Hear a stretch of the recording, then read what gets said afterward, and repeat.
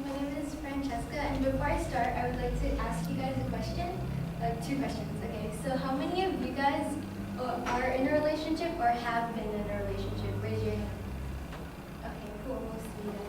Okay, now how many of you guys are planning to get married? Not with the same person, but like in the future. Raise your hand. Okay, cool.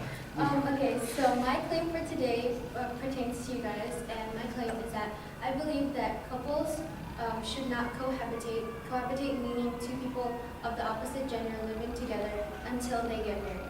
And first of all, I would like to start off with a statistic that I found. So according to U.S. Attorney Legal Services, living together doesn't fulfill the goal that couples want to meet. So couples that don't live together before they get married have a chance of getting a divorce of 20%. However, if they do live together, their chances of getting a divorce is 49%, which is a lot higher than couples who don't live together. So couples usually tend to try to cohabitate because they want to test out the waters and they want to see if they're compatible with each other or not. However, it doesn't fulfill their goal because their chances of getting a divorce are much higher. For my second claim, I found an article that psychologist Meg J wrote about her client named Jennifer. So Jennifer was married to her husband for less than a year, and she started looking for a divorce lawyer. And when she consulted with her psychologist asked her like what happened or what did you guys do prior to this, and she said that prior to them getting married, they were cohabitating for about 4 years. And she said this is a quote from Jennifer. She said, "We were sleeping over at each other's place all the time. We liked to be together, so it was cheaper and more convenient.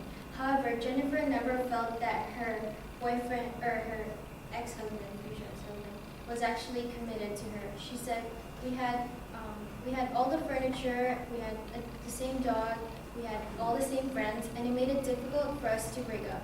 Then it was like we got married because we were living together and we got into our 30s.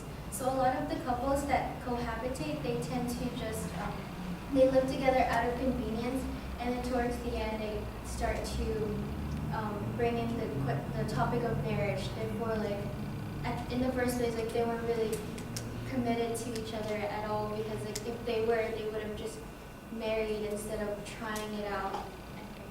And lastly, I would like to present a factual data that Dr. Therese D. Donato, PhD, has researched throughout the years. So she said, substantial evidence associates cohabitation with negative risk outcomes.